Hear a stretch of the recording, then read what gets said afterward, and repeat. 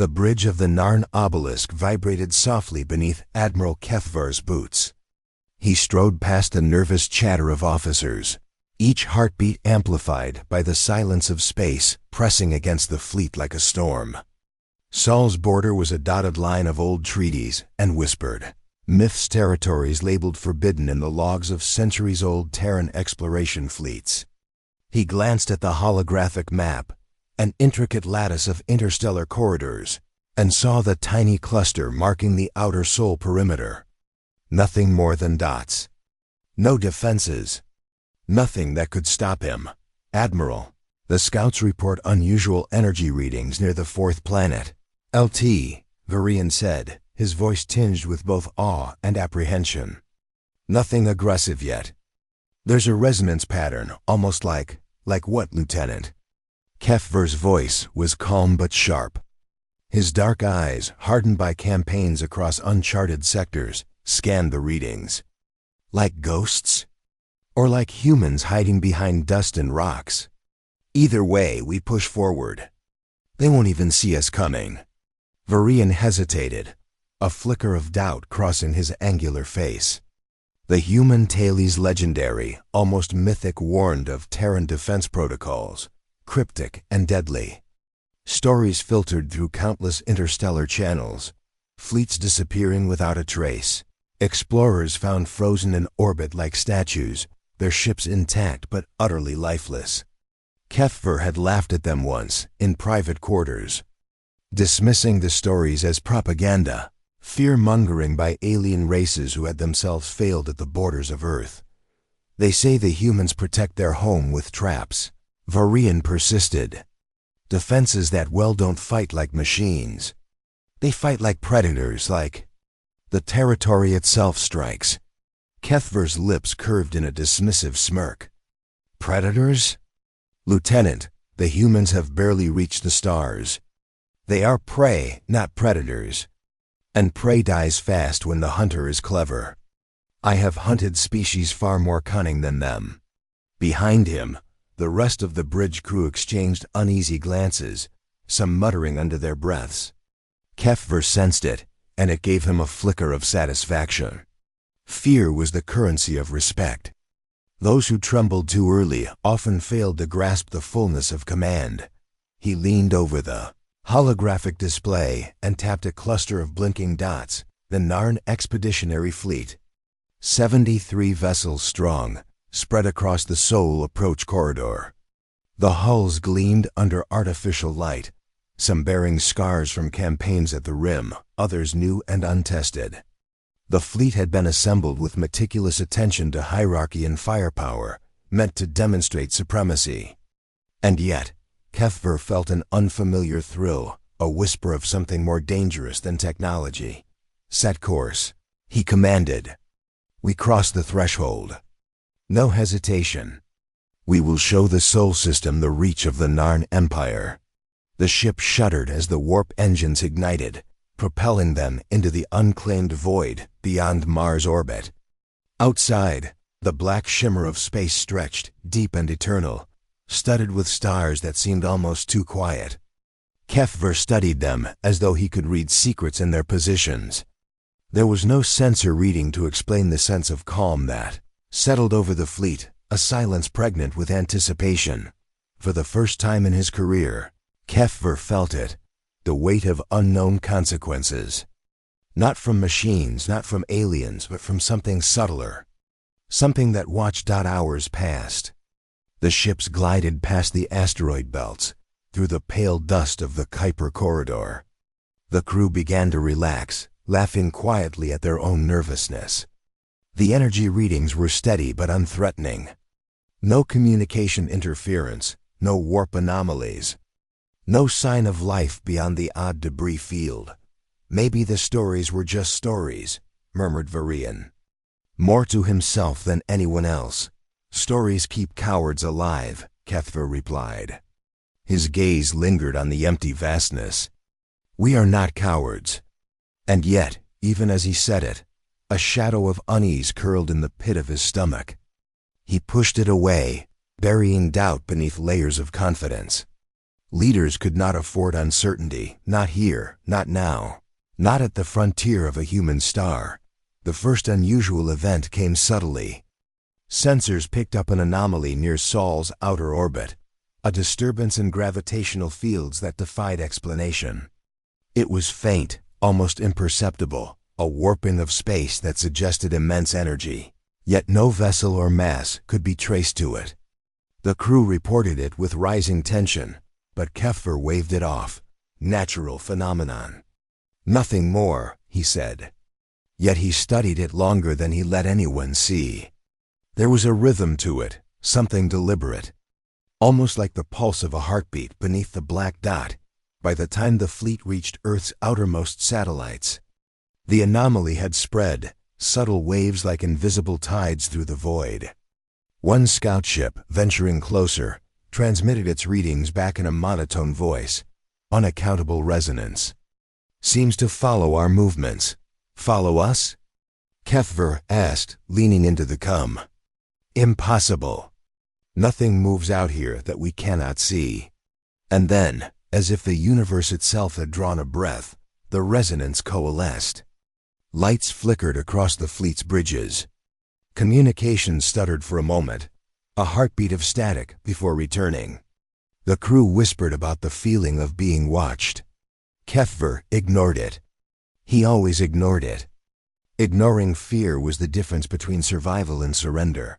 Prepare for orbital scans of the third planet, he commanded, a thrill tightening his chest. And mark this in your logs. We will not leave until we know what lies behind these borders. The planet came into view, blue oceans veined with white clouds, continents sprawling like veins on a living creature. From orbit, it was deceptively tranquil. A jewel in the black, serene and unassuming. Scans show no defensive satellites, Varian reported, hesitancy evident in his tone. No visible weapons arrays. No fleets in orbit. Nothing. Keffer's voice cut through the bridge like a blade. Nothing.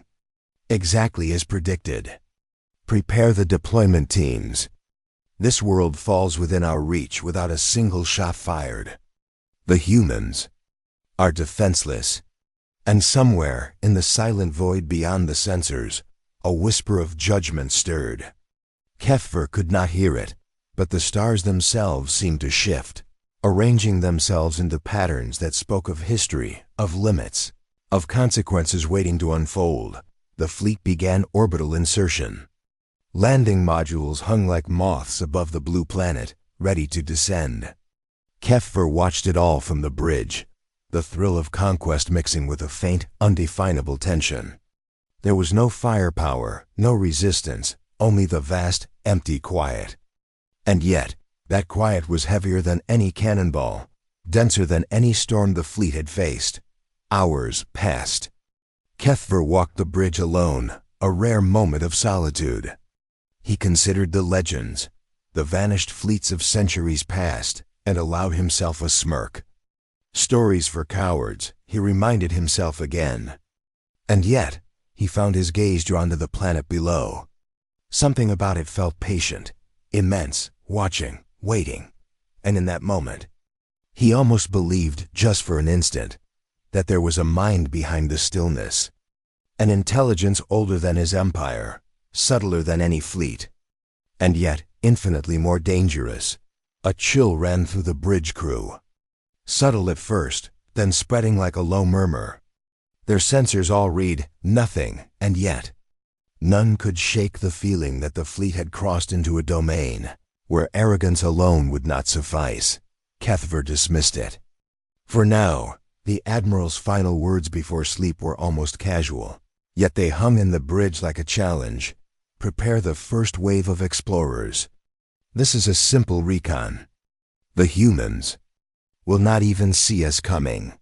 And somewhere, beyond the silent blue planet, the void held its breath. The Narn Empire had stepped across the line. And the line was older than their arrogance. And in the silence of orbit, the first ships began to vanish without warning, without struggle, leaving only the faintest echo of a human heartbeat in the darkness. The Narn obelisk hummed with quiet activity, yet the bridge felt hollow. Something intangible had shifted. Kefver's crew busied themselves with scans, charts, and routine checks, but the Admiral sensed a fracture in the air, a subtle bending of reality itself. The stars outside the viewport seemed sharper, almost too precise, as if the universe had paused to watch the arrogance of a species unfamiliar with consequences. Lt.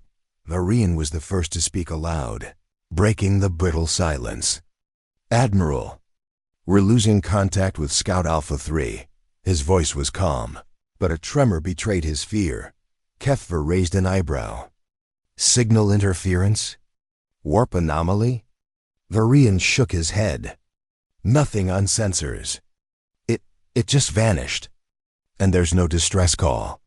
A laugh escaped Kefver, a low, mirthless sound. "Vanished? Be serious, Lieutenant. Ships do not vanish. They are machines. They obey physics. They cannot simply disappear." Yet even as he said it, he ran the scans himself. The console confirmed it. The scout's signature had evaporated. Not scattered. Not destroyed. No debris, nothing, just a blank void where the ship had been. Kefver's mind raced, suppressing the instinctive chill curling at the edge of his thoughts. Contact the next module. Keep formation tight. There's nothing here that can harm us. Yet. But the fleet did not obey. Slowly, subtly, vessels began to blink out of existence. At first, it was one here, one there, small, almost dismissible anomalies. But the pattern accelerated. The Narn obelisk sensors screened, yet could not detect the cause. Communication channels went dead, one by one. Officers stared at their panels, pale faces illuminated by glowing warnings and unanswered questions. Kefver felt an unusual sensation, the crushing weight of uncertainty. Not fear of death, he reminded himself, but the more insidious terror of impotence. He barked orders, recalibrating sensors, attempting to trace the vanished ships. Every scan returned only emptiness, every calculation defied logic. "Admiral," Varian's voice cracked as he spoke again. "They are gone. All of them. Including the first wave of landing modules. The fleet, it's gone."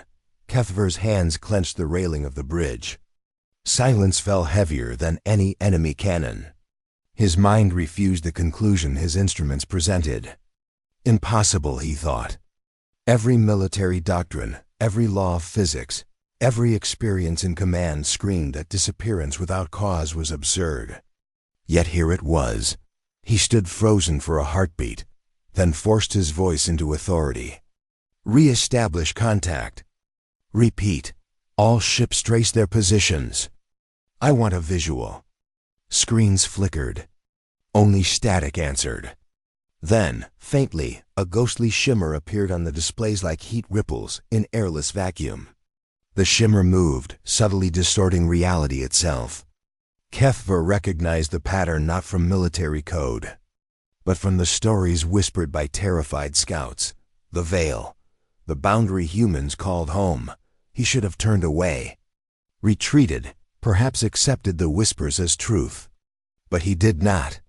Curiosity, pride, arrogance, every human flaw he carried compelled him forward. He had seen death, devastation, and collapse, yet he had never felt powerless in the face of the void. Now he did. "Bring us closer to the outer orbit," he ordered, his voice tight, brittle with restrained disbelief. "We will see them. We will understand this phenomenon." Hours passed.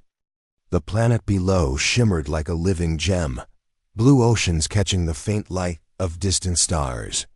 And then silence that pressed into the soul. Kefver noticed something extraordinary. The void itself seemed to hum, a low resonance at the edge of perception. It wasn't sound. Not exactly. More a vibration of reality, as though the universe itself had a pulse and they were intruding upon it. A junior officer approached, voice trembling. Sir, the sensors. They are reading life signs. Multiple life forms. On the ground. But not our crew. They are human. Native humans. The planet seems aware of us. Kethver's brows knitted. Awareness? A planet aware of intruders. The concept was absurd, impossible in every scientific framework he had mastered. Yet he felt it in the marrow of his bones. Something here was intelligent beyond measure, patient and immeasurably ancient. He looked at Varian. You said the humans barely reach the stars. Perhaps it is not the humans themselves, but what they embody. Their home, their courage, their persistence. Perhaps it is not an army that defends Earth, but the essence of humanity itself. Varian swallowed hard. You mean a defense without weapons? Without fleets? Without combat? Kethver's gaze hardened. I mean that we've underestimated the wrong species. Perhaps this is why the fleets of my predecessors vanished. His mind flickered to centuries of lost fleets, swallowed by the blue world below. We thought it was magic, luck, or superstition. But it was. Consequence. And then, the impossible occurred. Sensors aboard the obelisk detected a faint echo of their missing vessels, not destroyed, not scattered, but perfectly preserved, as though time itself had paused around them. Every ship remained intact, yet unreachable, suspended in an orbit that was not orbit. A liminal space folded around them, neither void nor mass, just existence paused in deliberate silence. Varian's voice trembled. Admiral, they are frozen. Not dead, just gone. Kethver's jaw tightened. He clenched his fists, heart hammering against ribs as the enormity of the truth settled. The humans guard their home not with firepower, but with consequences beyond comprehension. He stared at the empty expanse, a bitter awe settling into his chest. Centuries of conquest, arrogance, and study had prepared him for countless threats, but not this. Not a defense that defied physics, logic, and experience simultaneously. The bridge fell silent. Every officer, every crew member, felt it, a creeping humility that was foreign and unwelcome.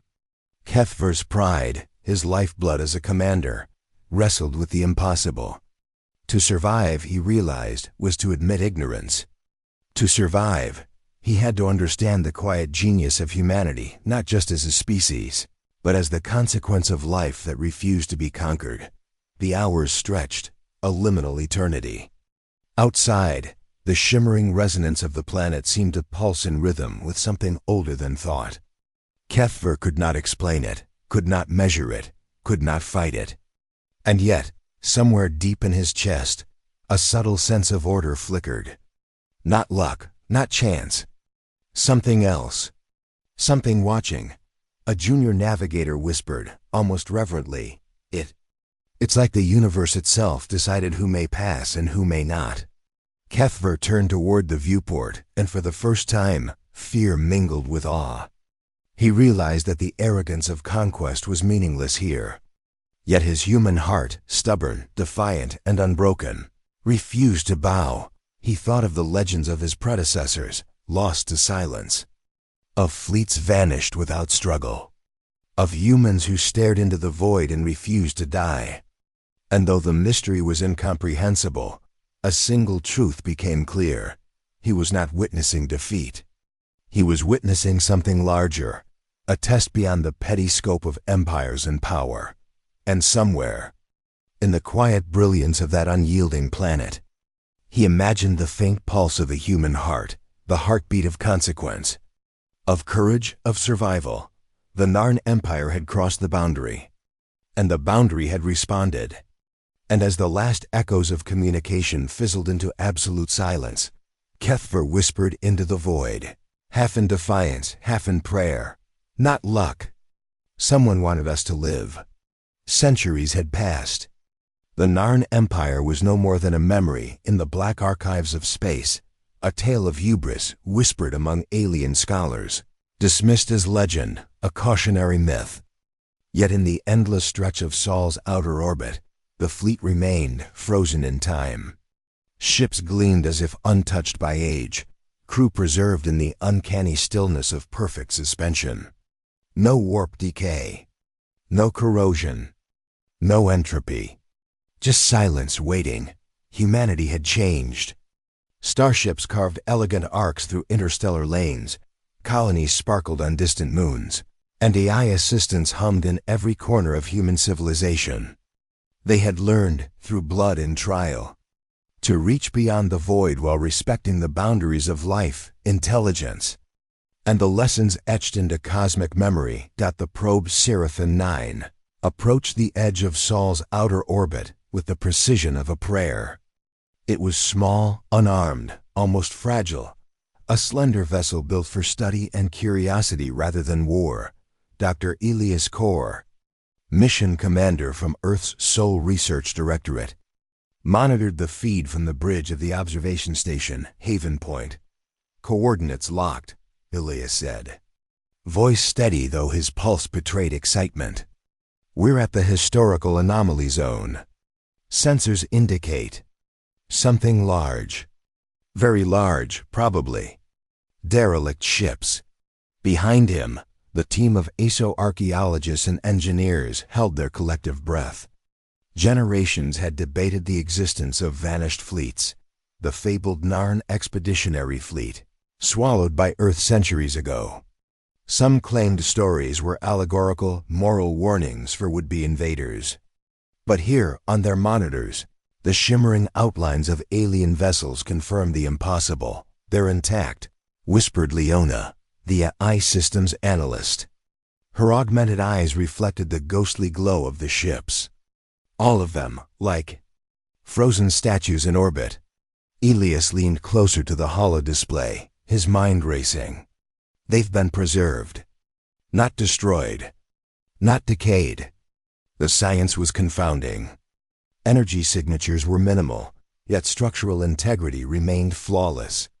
Every vessel bore the marks of a once proud fleet, now suspended in an eternal limbo. Adjust scanners for crew analysis, Elias commanded. The probe's sensors extended subtle pulses into the largest ship.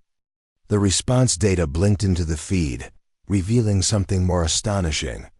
Biological life signs. Not human. Not alive in any conventional sense. Yet not dead.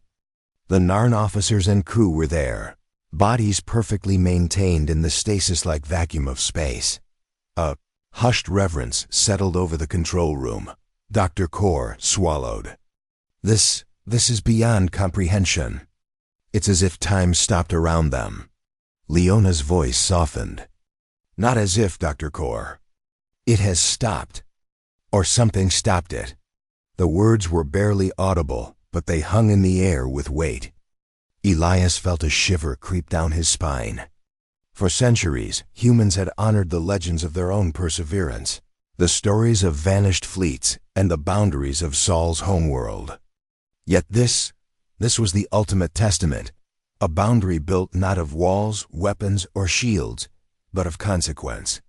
The planet itself, or whatever intelligence guided it, had acted. What force could preserve them? A junior researcher asked, incredulous. Gravitational anomaly? Temporal field? Elias shook his head. Not physics alone. There's something more. Something subtle, deliberate, not just preservation protection. Or warning. For the first time, he allowed himself to sense it. The quiet intelligence in the arrangement of stars, the perfection of the fleet's stasis, the subtle hum that rippled across instruments. A presence that transcended technology. A sense of order behind chaos. The humans around him exchanged glances, as if instinctively aware of the same truth. The universe had a hand here. Unseen but undeniable. The team debated the risks of retrieval. Were they to attempt boarding? Could they disrupt the delicate stasis? Every course of action was fraught with unknowns. Elias, however, felt a compulsion to observe closely. The story of human resilience had always inspired him, the courage to face the unknown, the defiance of impossible odds. And now he realized those same qualities had written the fate of the invaders. A subtle murmur rose in the room. Someone noticed something on the hull of the obelisk, engraved in symbols that were alien, yet eerily geometric, almost musical in arrangement. Leona's AI systems process them. They are not decorative. They encode patterns mathematical, almost philosophical. Possibly a message? Or a set of parameters controlling the stasis. Elias stepped back from the console.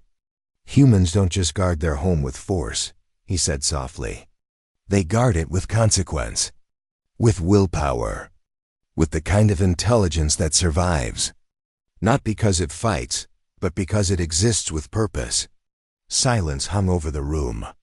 The older researchers nodded, remembering the tales they had grown up with, of human explorers, defenders, and legends who faced annihilation with ingenuity rather than weapons. It was HFY in its purest form, the triumph of courage, empathy, and intellect against impossible odds. The probe extended its manipulator arms, tracing patterns on the hull without touching, sending tactile feedback to the control room. Data streamed in, microscopic energy pulses, quantum distortions, subtle signs of intentionality embedded in the structure of the ships themselves. Not an accident. Every sensor reading, every anomaly confirmed it.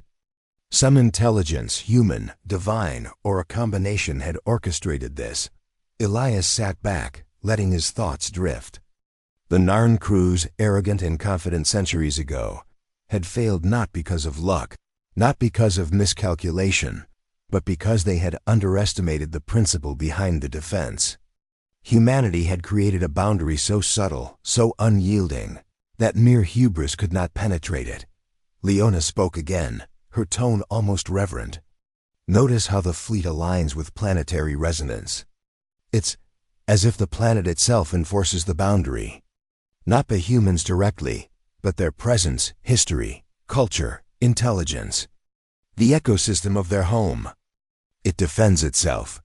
Elias's gaze lingered on the frozen Narn fleet. Pride, arrogance, and fear were etched on the alien faces, preserved for centuries as a testament to what happens when intelligence ignores humility. And somewhere in the back of his mind, he felt it, the subtle presence of the divine, of order beyond measure, guiding life to endure, to test, and to teach. A sudden alert on the probe's feed drew the team's attention. The tiniest flicker in the stasis field, a ripple, almost imperceptible, spread across the fleet. Elias leaned forward, heart hammering. Did it just respond? Leona analyzed the pulse. It's not malfunctioning, it's acknowledging our presence. Almost curious. A hush fell. Humanity had reached beyond what centuries of history had whispered. They had touched the legacy of consequences, of vigilance, of silent guardianship. And for the first time, Dr. Kor allowed himself a shiver of humility and awe. Elias whispered, almost to himself, not luck. Someone, something, wanted this remembered. Wanted us to see. The stars outside the viewport seemed to respond. The frozen fleet gleamed in the sunlight, suspended between eternity and comprehension. A story of arrogance, hubris, and the subtle triumph of human will was written across the void, an immortal reminder that boundaries built from blood and courage were meant to be respected. And as Seraphim 9 hovered silently above the obelisk, the human team realized the truth. The universe had left them a gift and a warning. Both were fragile, yet eternal. Elias straightened in his chair. Prepare detailed scans, he commanded, and record everything. Humanity will remember and learn. Because this is the finest example of what courage, defiance, and intelligence can achieve. Not weapons, not fleets, not luck, but being human. The probe drifted closer. The lights of the frozen fleet reflected in the eyes of the humans on the control station, and for a moment, time itself felt suspended, somewhere deep in the void. The humans had left their mark not in battle, but in consequence, and the universe whispered its approval.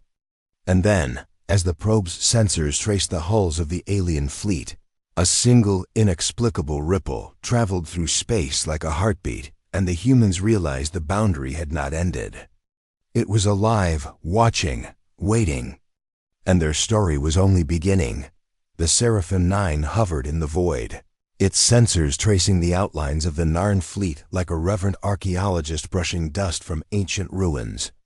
Every hull, every panel, every alien face frozen in suspended animation told a story. A testament to arrogance, hubris, and the consequences of underestimating humanity. The humans at Haven Point had never seen anything like it. Dr. Elias Kaur watched the feed, heartbeat quickening with both excitement and unease. "We are approaching the largest vessel," he said, pointing to the Narn obelisk itself. "If this is their flagship, it should contain the command logs, officer manifests, everything." And yet, he trailed off. The silence around the fleet was almost oppressive, as if space itself had pressed its hand over their mouths. Leona, ever precise, processed the data. Sensors show no active power systems, no life support fluctuations. Yet the biological signatures remain intact. They're in stasis, perfectly preserved. It's as if the planet or whatever force controls this field has frozen time itself. Elias exhaled slowly. Perfect preservation, but why? Why leave them in orbit, intact for centuries? Leona's AI voice softened. Perhaps it was never about destruction. Perhaps it was about a lesson. About respect. About consequence. Elias nodded slowly, staring at the frozen faces of the Narn crew. There was fear etched into some, arrogance in others, confusion in all. He felt a twinge of empathy, an acknowledgement that they had believed themselves untouchable. That belief had been their undoing. "Bring us closer," he ordered. "We need detailed scans of the command decks. Data ports, navigation logs. Everything. There might be clues to the stasis field. Maybe even a way to understand the intelligence that enacted it." As the probe drifted closer, a sudden ripple coursed along the fleet, a barely perceptible distortion in the stasis field. The probe's instruments blinked, struggling to recalibrate. Leona's voice rose slightly in alarm. Anomalous energy spike detected.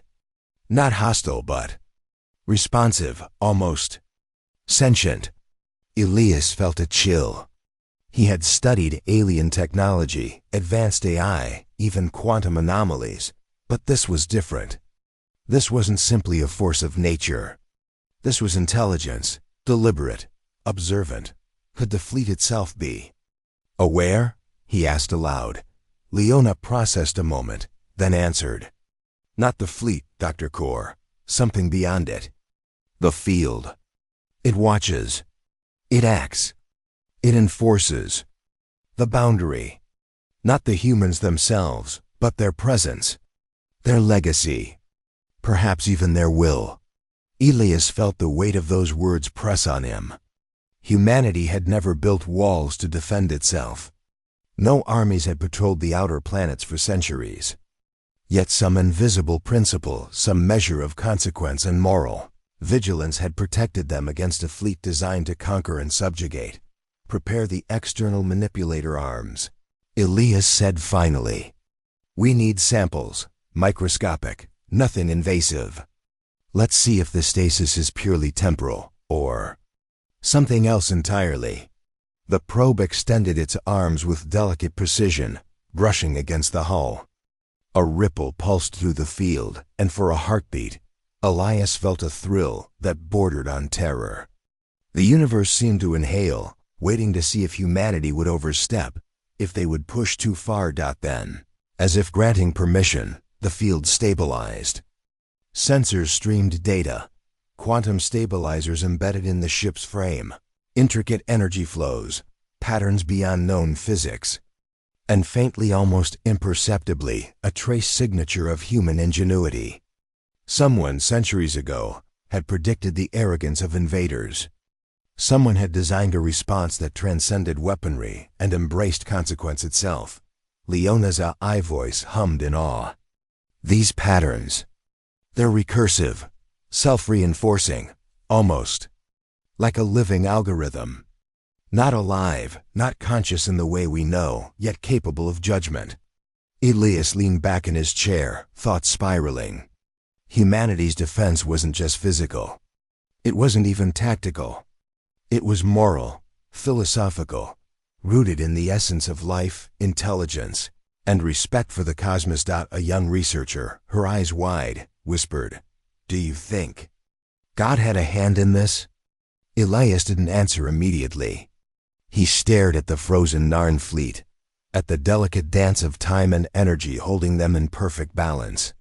He felt the faint tug of something vast and unseen, a presence that guided the universe with quiet intelligence, ensuring balance, preserving consequence, shaping events subtly, without form or voice. "Not in the way we preach," he finally said. "But, yes, there's intention here. A pattern, a principle, something guiding cause and effect. We may never name it, but we feel it. That's enough." The team nodded in quiet reverence. None spoke for a long moment. Outside, the void remained impossibly still. The frozen fleet a monument to arrogance, curiosity, and the unseen forces of consequence. Then, as the probe completed its initial scans, an unexpected reading appeared, a faint heat signature in the flagship's command center. Not life, not active energy. Something else, a temporal echo, a flicker of movement, a subtle distortion of reality that suggested the crew, though frozen, were not entirely unconscious. Leona's voice cracked with excitement. "Temporal residuals. The stasis is perfect, but it's not total. There's awareness, almost imperceptible. It's like they can sense us, even in suspension." Elias swallowed hard. "Can we communicate?" Leona hesitated. "Not in any conventional way. But the data patterns suggest observation. The fleet is watching, judging, waiting for the consequences to unfold." For a long moment, the humans at Haven Point felt the weight of history pressing down. They were observers of an ancient judgment, witnesses to the consequences of arrogance, and inheritors of the lesson humanity had left behind. Elias realized then that this mission was more than science. It was humility. It was awe. It was an affirmation of the human spirit, clever, relentless, compassionate, and cautious enough to respect the unknown. The probe's sensors traced the final outlines of the fleet. Every ship aligned in patterns too precise to be accidental, too deliberate to be mechanical. Elias felt the weight of centuries, the echo of human defiance, and the silent presence of something larger than life itself. And in that quiet moment, he understood the Narn fleet had vanished not because humans fought them, but because humanity had existed with intention, intelligence, and consequence. Their home was guarded not with walls, but with legacy, with courage, and with quiet authority that transcended fleets and weapons. Elias exhaled, a shiver of awe running through him. We're witnessing the ultimate defense, not of ships, but of principles, not of humans, but of humanity itself. Outside, the frozen fleet gleamed in the sunlight, perfectly preserved, a silent testament to centuries of vigilance and consequence. And somewhere, far beyond comprehension, the universe watched, as it always had, subtle and eternal. And as the probe drifted among the alien vessels, a single, inexplicable pulse radiated through the stasis. Feel the heartbeat in the void, and humanity realized the lesson was far from over. The boundary was alive. It was patient. And it was watching them too, The Seraphim 9 hovered among the Narn fleet like a cautious child entering a cathedral.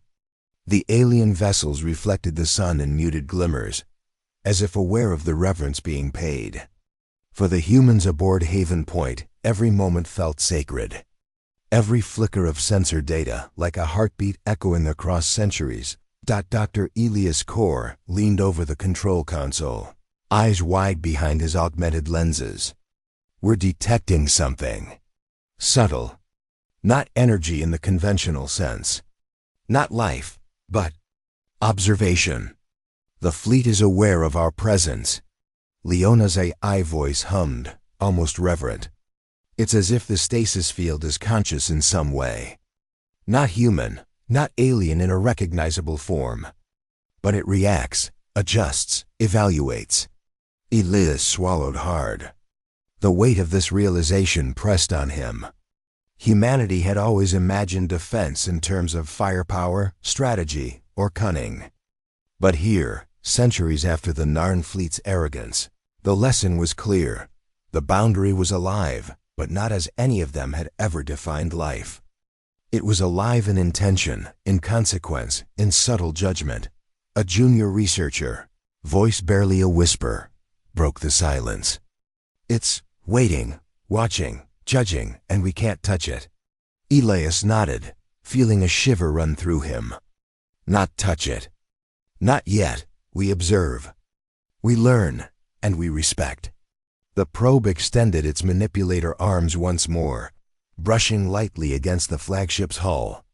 The ripple that traveled through the stasis field was faint but unmistakable.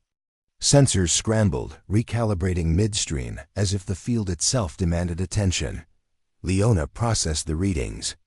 It's adaptive. Every time we scan, it responds not aggressively, but deliberately. Almost communicatively. Elias exhaled. So it's not just a trap. It's a message. Or a test. The command center of the obelisk flickered faintly under the probe's scans. The patterns etched into the panels, the alien script, geometric designs, glimmered like a lattice of thought. Leona's AI analyzed them rapidly. They're not just decorative. They encode logic, instructions, possibly a record, a warning, a sequence for interaction with the stasis. Elias felt his pulse quicken. This was more than archaeology. This was dialogue across time, across species, across understanding itself.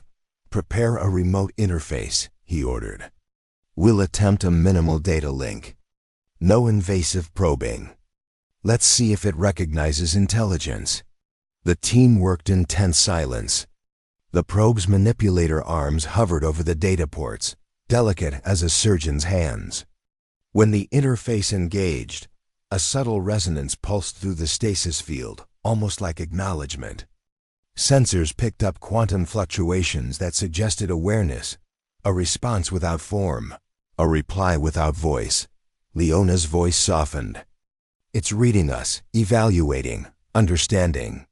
Elias felt a strange mixture of triumph and humility. They were never defeated. They were preserved. Not by technology alone, but by consequence itself. And now, they recognize us. A sudden ripple of the stasis field spread across the fleet, faint yet unmistakable. The human team instinctively recoiled, sensing the pulse as something larger than themselves. Elias's heart hammered in his chest. Dr. Core, a junior researcher, stammered. It's moving, not in space, not physically. But the field itself is shifting, responding to us. Elias nodded slowly. Yes, the boundary is alive, but alive in a way we understand only instinctively. Not logic, not physics, intention, principle, judgment. Outside the viewport, the alien ships gleamed, each aligned in impossible geometries. Every angle, every orientation, conveyed purpose. The fleet's arrangement wasn't random, it was deliberate. A lattice of consequence, encoding the lesson humanity had taught generations earlier. The arrogance of invaders cannot pass unchallenged. Leona analyzed the data. Temporal energy traces suggest that the fleet's disappearance was not a destruction event. It was stasis, yes, but also observation, recording. The Narn crews exist in suspension, aware on some level, perceiving the consequences of their choices.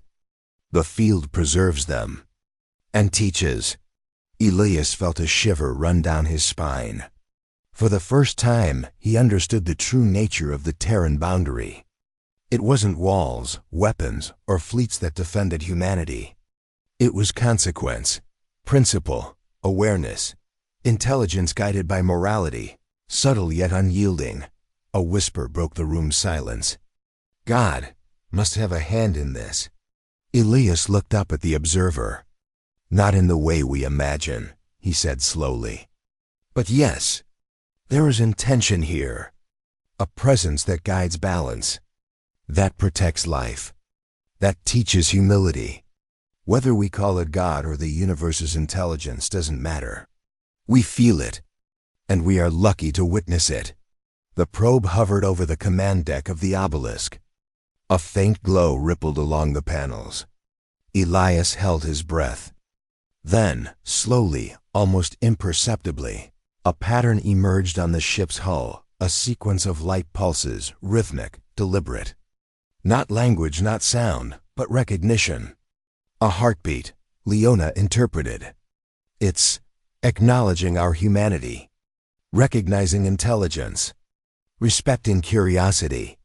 Elias exhaled, a mix of relief and awe flooding him. Then the lesson continues. The boundary is alive, and it judges not with destruction, but with consequence. Those who respect it may study. Those who disregard vanish. The team remained silent, absorbing the enormity of the moment. Outside, the frozen fleet gleamed, silent witnesses to centuries of arrogance, patience, and the subtle genius of human principle. And somewhere in the vastness, the pulse of judgment lingered, not malevolent, not punitive, but perfect, observing, waiting, teaching. The humans had crossed into history, and history had crossed into them. And as the probe traced the outlines of the flagship's bridge, a single flicker of movement, impossible yet undeniable, hinted at the next revelation. The boundary was more than consequence. It was alive. It was aware. And humanity's encounter with it had only just begun. The probe drifted closer to the obelisk, its manipulator arms trembling slightly under the meticulous guidance of the human team. Each movement was measured, careful, a gesture of respect toward an intelligence they barely comprehended. The alien vessel's hull gleamed, reflecting starlight in sharp, impossibly perfect angles. As if each panel were a facet of a cosmic jewel, Dr. Elias Kor leaned forward in his chair, voice low, almost reverent. Every system, every panel, it's preserved, intact, but it's not dead. It's not just frozen, it's aware. Leona's eye hummed thoughtfully. Awareness is not biological, Dr. Kor, but the stasis field. It adapts. It responds to curiosity, to intent, to presence. It evaluates, observes, judges. A junior researcher swallowed nervously. So it's alive. In some way? Like a conscious system? Elias shook his head slowly. Not alive the way we think. Not thinking or feeling. But intelligent, intentional. Its purpose is clear. Consequence. The probe extended toward the data ports on the bridge. As the manipulator made contact, a subtle ripple spread across the stasis field, a response not detected by sensors alone, but felt instinctively by every human aboard Haven Point. It was a heartbeat, a pulse, a silent acknowledgement. Leona interpreted the quantum fluctuations. It's adjusting, responding, almost like it's aware that we are observing, that we are human. Elias's eyes narrowed. That's it, he whispered. It recognizes the species that created the principle behind the boundary. Not the aliens, Not technology. Humanity itself. For a long moment, the control room was silent. Outside, the frozen fleet glimmered, unyielding and perfect. And yet, beneath the stillness, there was rhythm, a subtle dance of energy, imperceptible to all but the most sensitive instruments. Suddenly, a flicker appeared on the flagship's bridge panels. It was subtle, a pulse of light traveling across the alien symbols etched into the walls. Not random, not mechanical, deliberate. Leona processed the data in real time. It's sending a pattern. Recognition or communication? Elias leaned closer, heart hammering. It's trying to interact. Not through language, not through sound. Through principle. Through rhythm. Through the logic of intention. The team stared, captivated. Generations of human ingenuity, curiosity, careful observation, ingenuity were meeting the consequence of centuries-old arrogance. And the lesson was immediate. The intelligence behind the stasis was deliberate, subtle, perfect in its restraint. We've underestimated the boundaries of life, Elias said softly. Not because we ignored the humans' myths, but because we failed to understand what protects them. Not walls. Not weapons, consequence, awareness, principle. A junior researcher's voice broke the stillness. Do you think God had a hand in this? Elias considered the question. Not in the way we worship. But yes, something intelligent, patient, eternal. It maintains balance, preserves life, ensures consequences are felt. That presence, we sense it here, in this silence, in these frozen fleets, in our awe. Leona's eye interjected. Dr. Core, I'm detecting faint temporal residuals inside the obelisk. The crew, they perceive us. Not consciously, but subtly. Awareness embedded in stasis. Almost as if their judgment continues. Elias felt a shiver run down his spine. So they are watching us. The Narn crew. Their arrogance. Their hubris. Frozen, yes, but aware. Observing the consequences of their choices. The probe hovered over the command deck, delicate as a hummingbird. Data streamed in, revealing layers of alien systems, preserved and encoded. Mathematical sequences, patterns of logic, energy signatures, all designed to enforce stasis and monitor interaction. Leona analyzed the sequences. It's self-regulating. The stasis field adapts to outside presence. It evaluates intent, curiosity, respect, hubris, arrogance. It's almost moral in function. Elias's lips tightened. Humanity didn't build this, he said. Not directly.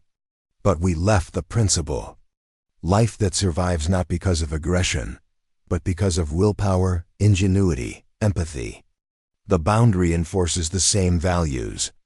That's why the Narn fleet vanished. The team fell silent again, awed. Centuries of legend, myth, and whispered tales had finally revealed their truth. The Terran defense was not weapons, shields, or fleets. It was consequence. It was intelligence. It was humanity's essence encoded into the very principle of survival. Then, unexpectedly, a subtle movement rippled across the obelisk. Not mechanical, not biological. A disturbance in the stasis field itself. A signal, almost imperceptible, traveling through time and energy. Leona's voice was awed. It's alive. Not in the sense of life, but in purpose. It's watching, waiting, and it's aware of us. Elias exhaled slowly. The lesson continues, he said. The boundary is alive, and it teaches. Those who respect it. Observe, those who don't.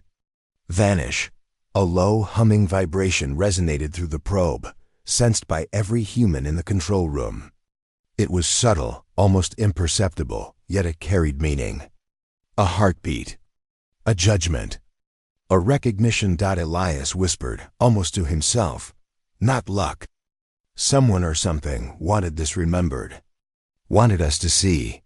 Outside, the frozen fleet gleamed in sunlight, suspended between eternity and comprehension. And in that silent ballet of light, energy, and intention, humanity understood something vital: courage, ingenuity, empathy, and respect for the unknown were more powerful than fleets, technology, or brute force. The pulse of judgment lingered, steady and eternal, as the humans realized they had entered not just a relic, but a dialogue with consequence itself. And then, as the probe traced the alien symbols on the flagship's bridge, a single flicker of impossible motion rippled through the stasis field. Hint that the intelligence guarding the fleet was not just observing, it was learning. And humanity's choices would shape the next chapter. The Seraphim 9 drifted slowly above the obelisk, its sensors tracing every contour, every etched symbol, every subtle ripple of energy radiating from the frozen fleet. For the humans aboard Haven Point, every moment felt taut with anticipation, as if the void itself were holding its breath. Dr. Elias Core leaned over the control console, eyes scanning the streaming data. "The stasis field isn't static," he said, voice tight with awe. "It's dynamic, responsive. Every movement of the probe, every micro-adjustment we make, it reacts, almost intentionally." Leona's AI confirmed it. Not reactive in a mechanical sense, adaptive, evaluative, purposeful. The system recognizes intelligence, evaluates intent, and adjusts accordingly. This is not technology as we know it, it is principle manifested. A junior researcher whispered, barely audible, "It's like the boundary itself is alive." Elias nodded. "Exactly. Alive in consequence, in judgment, in moral logic. Humanity's essence encoded in principle applied, enforced, eternal." The probe extended its manipulator arms toward the bridge data ports. Each brush of metal against hull sent a ripple across the stasis field. Sensors scrambled, displaying faint light distortions, temporal fluctuations, and quantum feedback loops. Elias felt it in his chest, a subtle vibration that wasn't mechanical.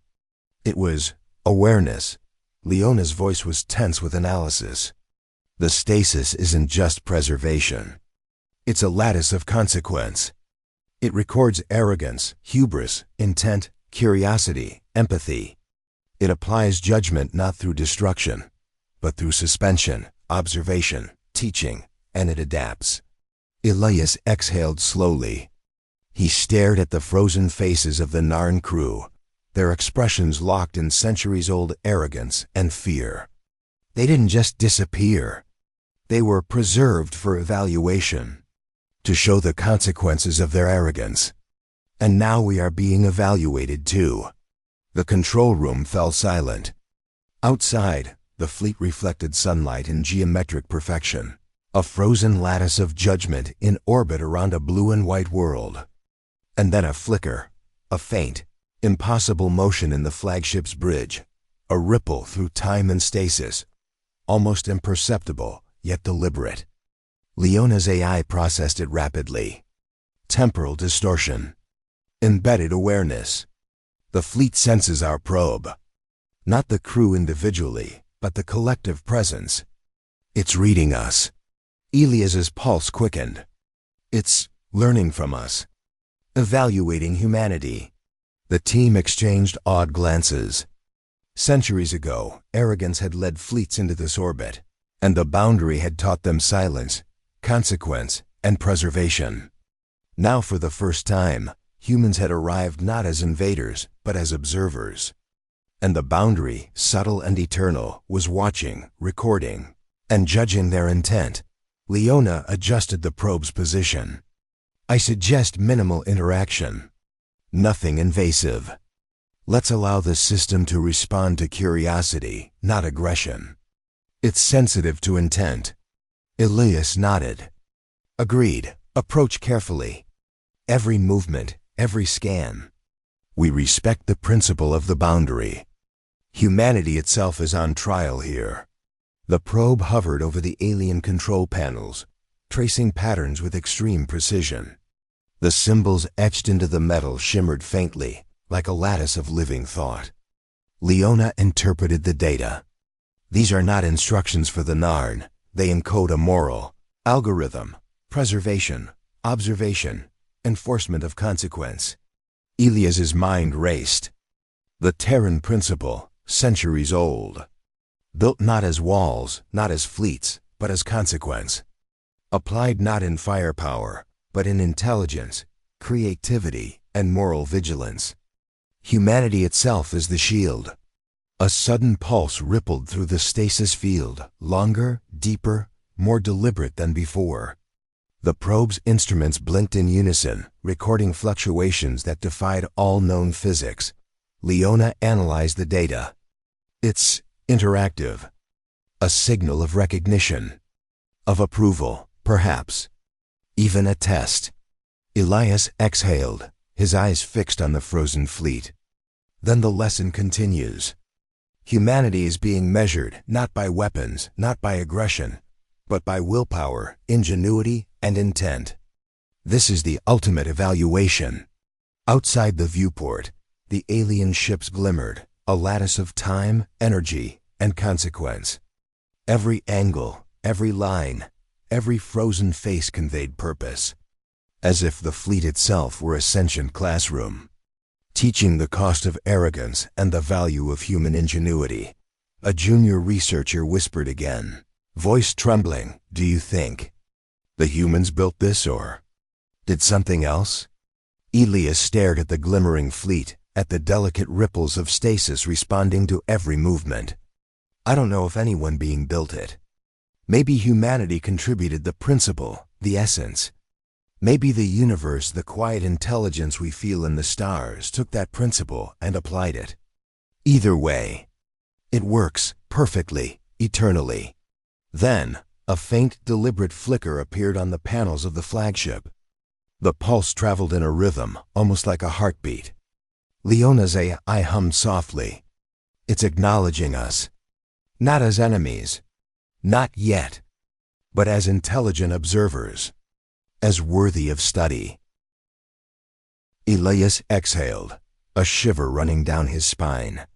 He realized in that moment the scale of the lesson. Humanity had created a principle strong enough to outlast fleets, centuries, and empires. And now the universe itself had amplified it, encoded it into consequence, and preserved it as a teaching mechanism. This was not war. Not battle. Not conquest. This was the essence of human perseverance, amplified and eternal. The probe hovered silently, tracing the alien symbols, the frozen crew, the lattice of judgment. Elias whispered, almost to himself, "Not luck. Someone or something wanted this remembered. Wanted us to see." And outside the viewport, the pulse of the stasis field radiated like a heartbeat across space, a reminder that consequence was alive, intelligent, and eternal. Humanity was not just observing history. They were conversing with it. And as the probe traced the alien command panels, a single impossible ripple passed through the stasis field. It wasn't random. It was deliberate. And humanity understood, in a way words could not capture, the boundary was teaching. And the next lesson would test them in ways they had never imagined. The Seraphim 9 hovered silently above the obelisk. The probe's manipulator arms tracing the alien symbols with the precision of a master artisan. Each touch sent a ripple through the stasis field, subtle, deliberate, yet unmistakable, a pulse of awareness that traveled across centuries of suspended arrogance. Dr. Elias Core felt his chest tighten. Every touch, every scan. It responds. Not mechanically, intentionally. It's almost alive. Leona's eye hummed softly, analyzing the patterns. Not alive in any known sense, but adaptive, aware, deliberate. The stasis field is a lattice of consequence. It records intent, evaluates curiosity, and enforces judgment. Every action we take is noted, encoded, preserved. Elias leaned closer to the console, studying the frozen faces of the Narn crew. Arrogance frozen in time, their eyes wide with disbelief, fear, and curiosity that had never died. They never expected to be studied, did they? He murmured. Not like this. Not by humans. A junior researcher swallowed audibly. It's like they're learning about us, even while frozen. Observing intent, reading the essence of humanity. Elias nodded slowly. Exactly. And we are learning from them. From this boundary. From the consequences humanity left behind. Not weapons. Not walls. Principle. Will. Ingenuity. Empathy. Courage. That's what this preserves and judges. Leona's display flickered with quantum feedback loops. Temporal residuals indicate minor distortions within the stasis field. Small fluctuations suggest that the crew, though frozen, retains a minimal level of awareness. Almost perceptual. They sense us somehow. Elias's eyes narrowed. We have to proceed carefully. Every movement must reflect curiosity, not hubris. Respect, not arrogance. Humanity is being measured not by force, but by essence. The probe's manipulator arms delicately brushed a data port on the bridge. The stasis field pulsed in response, sending a cascade of light across the fleet. Panels shimmered, almost like a heartbeat. Leona processed the pattern. It's a response. Not communication in words, but recognition, acknowledgement, perhaps even approval. Elias's pulse quickened. We are being seen, judged, and perhaps welcomed. Outside, the frozen fleet reflected sunlight in perfect alignment, geometric precision across centuries of suspended time.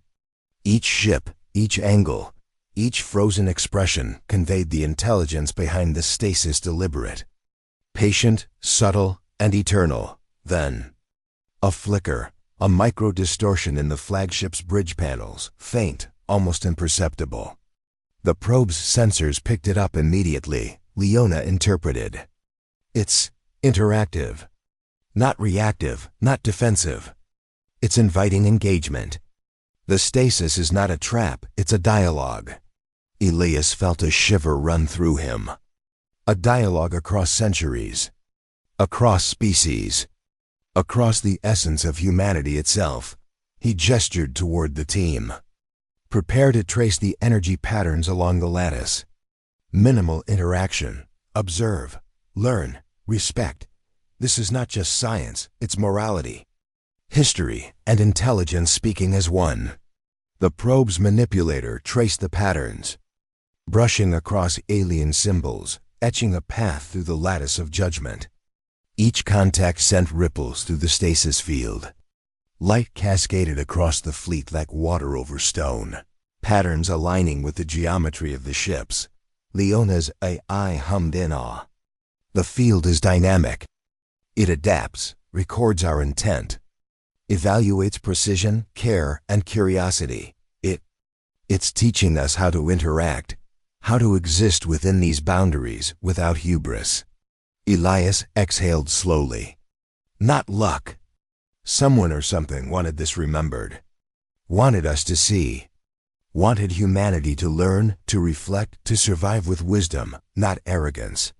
A faint vibration traveled through the probe's manipulator arms, a pulse distinct from the stasis field itself. Elias's mind raced. That's feedback. Not mechanical. Not random. It's intentional. It's teaching. Leona confirmed. We're receiving direct responses from the lattice. Quantum imprints embedded within the stasis field. The principle is guiding us. Not instructing, but shaping, influencing, suggesting. Elias felt the weight of history pressing in. Humanity had once faced annihilation by arrogance. The Terran boundary had enforced consequence, preserved life, and taught restraint. And now, centuries later, that intelligence, whatever its origin, was still active. Guiding, observing, judging. Outside. The frozen fleet glimmered like a constellation in orbit, each ship a node in the lattice of consequence. Elias leaned back, whispering almost to himself, This is what humans are capable of. Courage, ingenuity, empathy, principle, applied across time. This is humanity's essence made eternal. The room fell silent as the probe continued tracing patterns. And then, almost imperceptibly, a new pulse emerged, a ripple moving in perfect sequence across the flagship's bridge. It was a heartbeat of the field itself, deliberate, alive in intention. Leona's voice softened. The boundary. It's teaching. Not punishing. Not destroying. Teaching. Evaluating. Elias swallowed, a shiver running down his spine. We are being measured. And for the first time, I realize, we are not just observers. We are participants. Humanity is part of the principle now. Our choices matter. Our respect matters. Our ingenuity matters. Outside, the frozen fleet remained suspended in light and shadow, a perfect monument to consequence. And somewhere in the void, the intelligence behind the stasis pulsed, patient and eternal, waiting for humanity to prove itself worthy of the next step. And humanity realized, with awe and humility, that the boundary was not just a defense. It was alive. It was teaching. It was waiting. And then, as the probe traced the final arc of alien symbols, the stasis field pulsed one last time, like a heartbeat of the universe itself, and the humans understood that the final lesson was imminent. The boundary would not just observe. It would challenge them, and humanity's courage, ingenuity, and faith would be tested in ways they could never have imagined. The Seraphim 9 hovered above the obelisk, trembling ever so slightly as the probe traced the final arcs of alien symbols. Each movement sent delicate pulses through the stasis field, and each pulse was met with a response, a ripple, a flicker, a heartbeat that resonated not just through the ship, but through time itself. Dr. Elias Kor's hands hovered over the controls, breath shallow. This is it, he whispered. Every observation, every calculation, every careful movement, it all comes down to now. Leona's AI processed the data in real time, voice soft and awed. The stasis field is recognizing us fully. Not as intruders, not as invaders, but as intelligent, empathetic beings. It's evaluating the essence of humanity itself. The frozen Narn fleet loomed around them, suspended in perfect order. Faces etched with centuries-old fear and arrogance stared blankly into eternity. And yet, through the temporal echoes, it felt almost as though they were watching. Their hubris had been paused, their lesson eternal, but the field that preserved them was alive in ways neither Narn nor human had ever understood. Elias exhaled slowly. This is humanity's moment. Not of conquest, not of power, but of reflection, of principle. We've come as curious observers. Let's show that curiosity with respect and courage without arrogance. The probe's manipulator arms traced the final glyphs on the bridge panels. Each touch caused a cascade of light to ripple through the obelisk. And then a change. The field pulsed deliberately, a wave of energy that resonated not as threat, but as inquiry. Leona analyzed it. Temporal imprints indicate interaction. The boundary. It's testing us, evaluating our responses. It's alive in intention, almost moral in its function. Elias swallowed, feeling awe and fear. We're not just observers. We're participants. Our choices, our intentions, they matter. Outside, the fleet shimmered. Patterns of frozen alignment shifted subtly, not physical movement, but a rearrangement of energy within the stasis lattice. The pulse grew stronger, a heartbeat echoing across centuries. And then, impossibly, the frozen Narn crew flickered, not awake, not conscious, but perceptive. One by one, their eyes registered faint glimmers, as if recognizing the humans before them. A hush fell over the control room. The lesson had reached its apex. The boundary was no longer passive. It was alive in principle, alive in consequence, alive in observation. Elias's voice trembled with emotion. Not luck. Someone or something wanted us to understand, to reflect, to survive with courage and wisdom, not arrogance. The probe hovered over the central control node. Elias signaled for Leona to initiate a minimal data interface. "Let's interact," he said. Gently, thoughtfully, as humans, not invaders. The interface engaged. A cascade of quantum patterns flowed back, symbols not of language, but of recognition, of judgment, of approval. The stasis field shimmered, pulsing like a living heartbeat. Leona interpreted, voice barely above a whisper. "It's acknowledging us, recognizing humanity, our ingenuity, our empathy, our courage. It's almost divine." Elias exhaled, overwhelmed. This is the essence of humanity. Not weapons, not fleets. Ingenuity, empathy, courage, and principle. That's what preserves life. That's what the boundary protects. And then a final pulse, broader, stronger, more deliberate than any before. The stasis field shimmered across the entire fleet. The frozen Narn ships seemed to hum with quiet energy. The pulse resonated through the probe, through the Seraphim 9, through every human aboard Haven Point. It was a heartbeat. Not human, not alien, not mechanical, but alive. Judging, acknowledging, affirming. The boundary had spoken, and humanity had passed its ultimate test.